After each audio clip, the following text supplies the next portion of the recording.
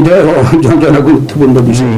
এখানে দুইটা জিনিস, একটা হইল ব্যবসায়ে লাভ লুকানো। লাভ আমি ব্যক্তিগত পর্যায়ে যখন ব্যবসা করব, আমার ব্যবসাতে কি লাভ হলো, কতটুকু লাভ হলো, লাভ লুকানোটা শরীয়তে না যায়। ব্যবসা আমার এটা আমার একটা সম্পদ। আজকাল বর্তমান যে যুগ শয়তান প্রভাবিত আমাদের সমাজ, আমাদের দেশ, আমাদের ব্যক্তি চরিত্র, চোর ডাকাতের ভয় আছে। আমি খুব লাভ করছি, আমার লাভে এত লাভ এসছে, এত কিছু আছে, টাকা পয়সা আছে, সম্পদ এইভাবে অপ্রয়োজনে প্রকাশ করতে নেই, সেগুলো গোপন রাখাই।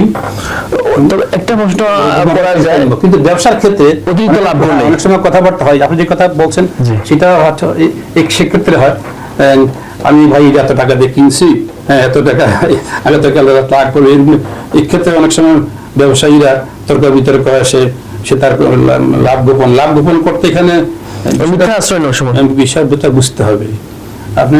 আমি এই পণ্যটা কিনেছি 10 টাকা দিয়ে, এই পণ্যটা আমি আপনার কাছে বিক্রি করছি 15 টাকা, কিন্তু এটা 10 টাকাতে আমার ক্রয় মূল্য পড়েছে, এটা আমার ক্যারিং অন্য খরচ আমার 12 টাকা পড়েছে, কথার কথা 3 টাকা লাভ করতে পারে।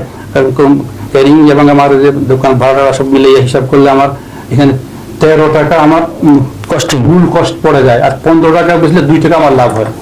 তাহলে সেই ক্ষেত্রে উনি ওই কথা না বলে, ভাই মাত্র 2 টাকা লাভ করবো আপনার কাছ থেকে, কথার কথা আমি বলবো সত্য, তো বাকি 3 টাকা তারা এইভাবে এই ধরনের লুকানো, সেটা সম্পূর্ণ বৈধ। গড়ে আমার ব্যবসা করে যে কত লাভ হচ্ছে সেটা আমি আপনাদেরকে বলতে যাবো না, ঠিক আছে, কিন্তু ওই দ্বিতীয় পয়েন্টটা এটা মারাত্মক দোষ।